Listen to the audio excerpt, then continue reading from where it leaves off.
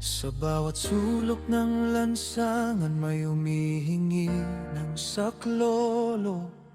Mga luhang patago, mga pangarap na gumuguho. Ano bang sakit mo? Epilepsy, sir? Epilepsy, tapos buntis ka pa. Sir. Dapat sana hindi ka na nagbuntis kasi epilepsy ka na. Ito. Magandang araw po mga Paknars. Nandito tayo ngayon. Dito pa rin po sa Barangay Cato. Dito po sa Little Tondo. At si Carla po ang isa po ang nabigyan po na ating buting sponsor ng bigas at grocery na ito. Maraming salamat po sa iyo, Sir Alex Dumalanta ng USA sa ibinigay niyo pong suporta sa ating mga community support dito po sa ating Barangay Cato. Maraming salamat at thank you so much sa patuloy na ibinibigay niyo pong suporta para po sa ating mga kababayan at mga kabarangay.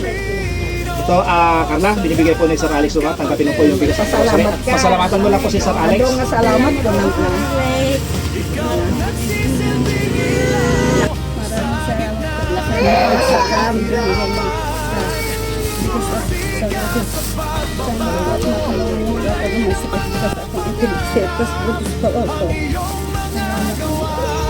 Huwag kang iiyak. Iyak ka. Sana po tulungan niyo po ako kayo. Mga po yung karamdaman ko po. Yung anak ko naman ka po. Salamat po. Salamat. Ang binigay niyo sa akin sa biggest at grocery po. Thank you po. Lahatin na din. Ayan na, Sir Alex Dumalanta, ipamigay na po natin kay Carla yung pinamigay niyo pong bigas at grocery. Naging emotional si Carla mga Paknars gawa nga ng mayroon po siyang sakit na epilepsy.